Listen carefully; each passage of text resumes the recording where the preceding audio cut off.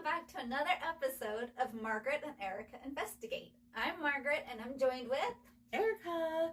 We're also joined by our lovely mascots, Rocket and Miko. Lafayette Vampire. So, the Lafayette Vampire, his story starts in the early 1900s. And bear with me because there wasn't a lot of information on him. His name was Theodore Glava. I think I'm saying that right. I don't know. I'm so sorry if I'm not. But he was from Transylvania. Ooh. He had come here in about 1918 when Colorado was experiencing the mining boom. So in Colorado, there's lots of old mining towns here. Colorado in I'd say 1950 to 1920 was the mining boom. Lots of people looking for coal, silver, and gold. Like that? I feel like it was it started in maybe the 1880s, the 1890s, when a lot of people were going out to California for the Great Gold Rush, and then people ended up stopping here. So maybe Colorado's was later. If you know the history of Colorado, California's the gold rush of mining in general, please let us know. Colorado has a really rich mining history, and we will get into that. And so Theodore had traveled here from Transylvania, and he was working in the mines, employed at the Simpson mine. I don't know where the Simpson mine is, unfortunately. I could not find it. But unfortunately, Theodore died suddenly on December 6th of 1918. This was also during the time of the Spanish flu. Okay. So it took, I think it was an estimated 50 to 100 million lives. Oh my gosh. Yes. So it's believed that he died from this the Spanish flu.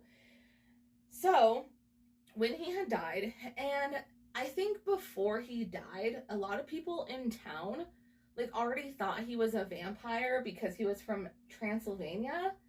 So they were already weirded out by him. And Bram Stoker's Dracula was released in 1897. Okay. So around the time where all of this is happening.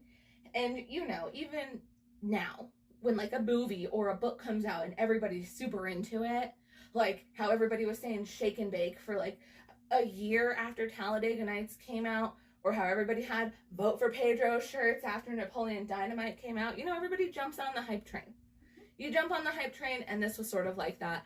Everybody was jumping on the hype train of, oh my God, vampires are real. They are from Transylvania, and they're here to suck our blood and kill us, or turn us into vampires.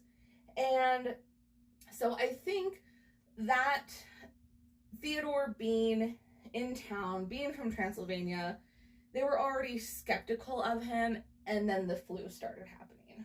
Mm-hmm. So it gives them even more fuel to be like, oh my God, a vampire put a curse on us, or something like that.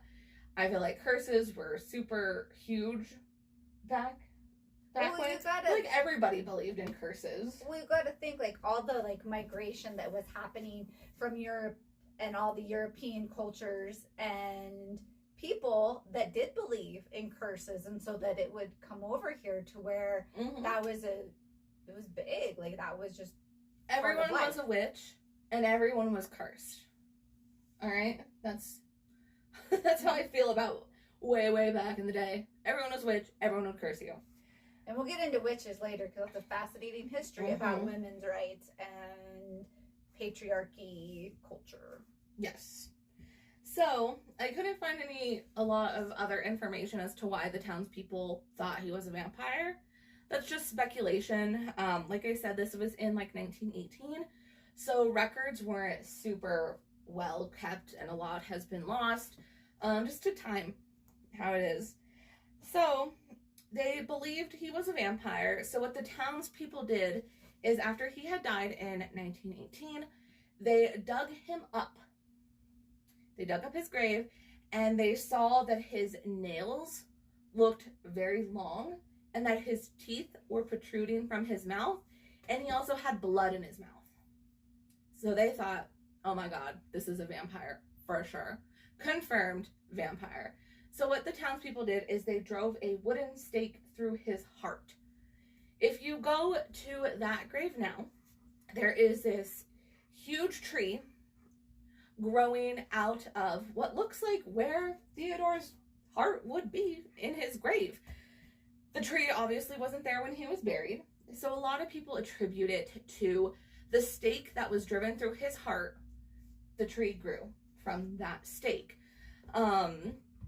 There's been a lot of reports of people seeing a tall, thin man sitting on Theodore's grave, sitting near it, walking around the graveyard at night, and people think that he is a vampire just due to how the rumor and the legend seemed to carry throughout all of these decades, and then with the stake and the tree also just added to sort of the awe and the speculation of this man, of the Lafayette Vampire.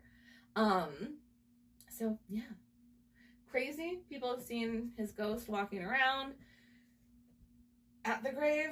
Unfortunately, I couldn't find out a lot else about him. Just the little stuff that we fortunately got to keep over the years. Yeah, and sad. Like, of course he's haunting the cemetery. He was murdered out of speculation, out of fear. Yeah.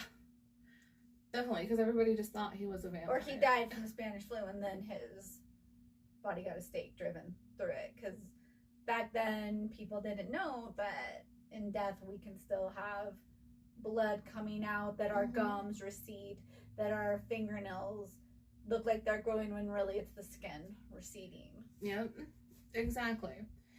And he could have had, I actually found out when I was looking up some stuff about him, that when you have if you die from a disease, so like Spanish flu, you can have hemorrhaging after death. Oh. Which can cause blood to come out of your mouth, your eyes, and your nose. Oh, wow. I did not know that. Yeah, I found that out, and I thought that was interesting. So to me, that sort of explained why he had blood in his mouth. That's been explained several times by science, but in 1918, I don't think they knew that. No, I don't think they knew that either. And then, yeah, like you said, your nails look longer because you don't have skin and muscle around your nails when you start to decompose. Your skin gets all wrinkly and kind of like you've been sticking your hands in bath water for like 5 hours. So it'll make your nails look longer, your gums recede, so your teeth look like they're sharper and longer. And who knows, some people already have natural, like, vampire formed teeth, like really sharp ones. So he could have even had that, and they were just like, nope, vampire, he's a vampire, we already know. And there was a lot of fear around Spanish flu, and like I said, Dracula had just come out not that long before, so people were already afraid. So unfortunately, I'm glad that they didn't like murder him, like kill him because they thought he was a vampire. Like, still dying from Spanish flu sucks. Like, that sounds horrible, especially because their pain meds back then were like, here's a shot of whiskey. Good luck. Yes. So I'm glad that the townspeople didn't take it that far and like murder him. But still, I don't think there would have been a ghost or anything had they not dug him up and stuck a stake through his heart. Yeah, I agree. Alrighty, guys. Well, thank you so much for joining us today, and we will see you in the next one. Bye!